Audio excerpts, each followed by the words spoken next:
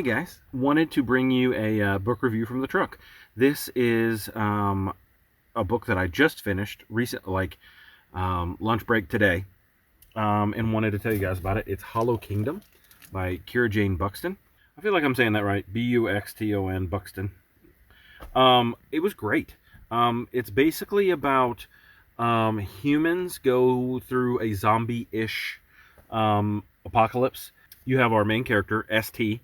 He's a crow who was raised by a human named Big Jim. His name actually is Shit Turd. So Big Jim, you kind of get to know him through St.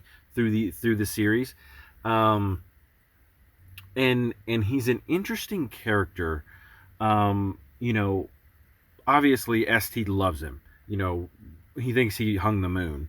But as we learn more about him, we get, he's kind of a anti-government, kind of redneck guy, likes to shoot guns.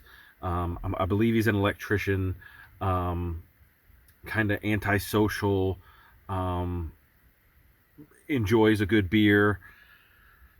He's an interesting character. And then you get to know him more and you learn about this girl that he's been seeing, and you learn about the depth of Big Jim, and you learn a lot about Big Jim through St., and you kind of have to look for it, but it's very subtly mentioned that he's actually a really great guy.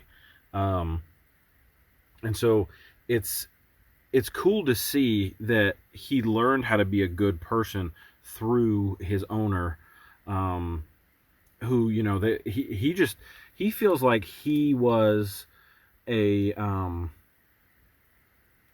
he feels like he's a human, I guess, is what I'm trying to say. And so Big Jim called other humans mofos, and had a lot of quirks. So his worldview has huge quirks. He loves Cheetos. It's like his crack, I guess, is how he describes it.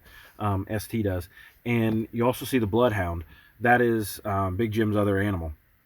Big Jim has the bloodhound and the crow, and they live together. The bloodhound's name is Dennis.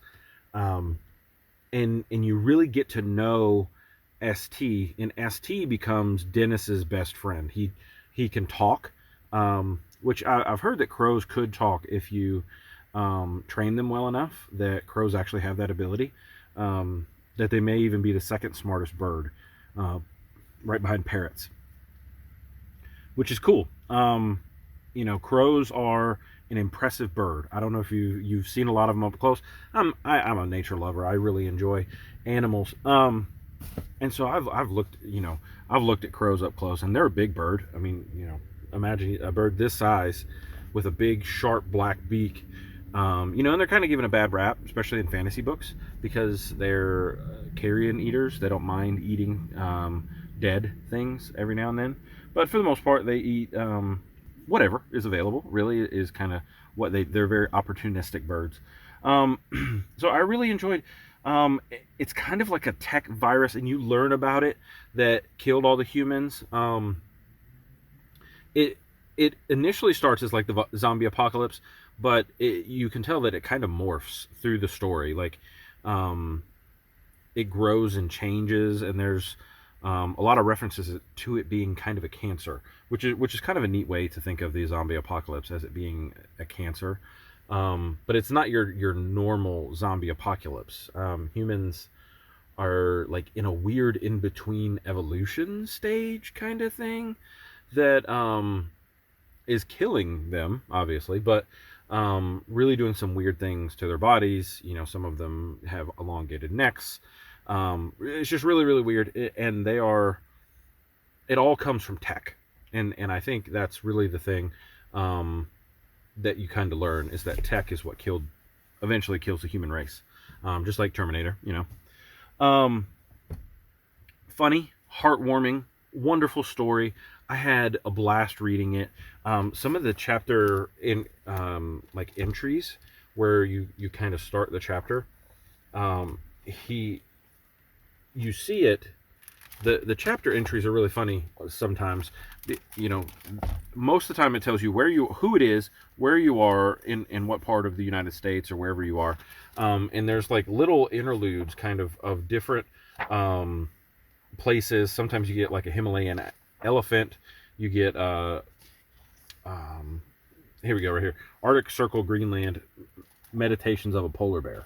And then you have ST, somewhere along the Alaskan Way, Viaduct, Seattle, Washington, U.S. So it kind of just gives you like an idea of where characters are in the story. Like we initially start out in chapter 1, where they're at Big Jim's home. I highly recommend this book. It is 300 pages. I got this one from the library. I'll probably pick it up. Cover's beautiful. You can tell that Kira Jane Buxton, the author, did a lot of research on crows and kind of their physiology. I actually read in the back of the book that she owns a couple crows. If you look in the back cover, yeah, she lives in the tropical utopia of Seattle, and she spends time with her 3 cats, a dog, 2 crows, and a charm of hummingbirds and a husband. So there's the author right there. She's kind of reminds me of Luna Lovegood, but seems like a really cool, interesting person. She's definitely funny, and I enjoyed the book quite a bit. So if you guys haven't subscribed to my channel, please do. And next video will come up very, very soon, and we'll talk to you later. Bye.